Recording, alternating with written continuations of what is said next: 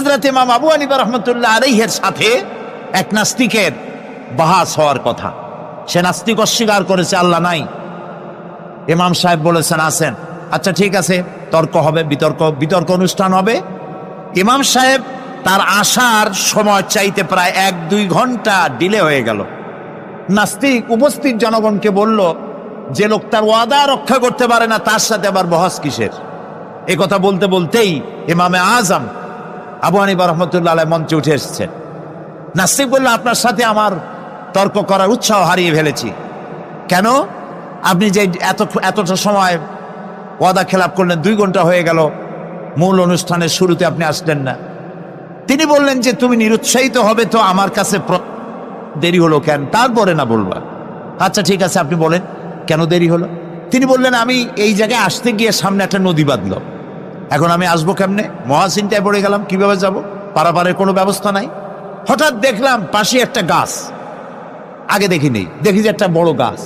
গাছটা কেমনে কেমনে কাইতে হয়ে পড়ে গেল, কেমনে কেমনে তাড়াতাড়ি করে কতগুলি তক্তা হয়ে গেল। ফটাফট তক্তাগুলি লাগে একটা নৌকা হয়ে গেল, লাফ দিয়ে পড়লো নদীতে। আমি চট করে উঠলাম সেই নৌকায় আর পাড়ি দিয়ে আসলাম। ওই তক্তাগুলি ফাটতে চিটতে আর লোহাগুলি লাগবে তড়িৎ গতিতে তাড়াতাড়ি হইতে যতটুকু সময় লাগছে আমার আসতে ওই জন্য দেরি হয়েছে। সুবহানাল্লাহ পরে কর। এখন নাস্তিক কয় যে আপনার সাথে আমি তর্ক মোটেই করবো না। কেন? কয় যে আপনার মাথার স্ক্রু ঠিক আছে কিনা। কয় কি জন্য?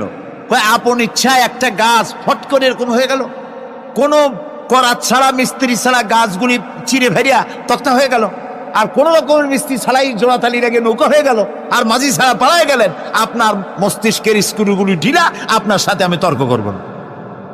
তিনি বললেন, নাস্তিক শোনো, বিনা মিস্ত্রিতে একটা গাছ চিরে ভেরে তক্তা হইতে পারে না। তোমার দলিল। বিনা মিস্ত্রিতে কতগুলি তক্তা একত্রিত একটা নৌকা হইতে পারে না, তাহলে বিশাল আকাশ বিনা মিস্ত্রিতে কেমনে তৈরি হইল? তোমার এই পা থেকে শুরু করে মাথা পর্যন্ত এই সুন্দর দেহ কেউ সৃষ্টি করে নাই, এমনি এমনি কলা গাছের মধ্যে হইছে তুমি। নাস্তিকের চোখ খুলে গেল। বলেন কি? আমি তো এইভাবে চিন্তা করি নাই, আমি মুসলমান হয়ে গেলাম। লা ইলাহা ইল্লাল্লাহু মুহাম্মাদুর রাসূলুল্লাহ।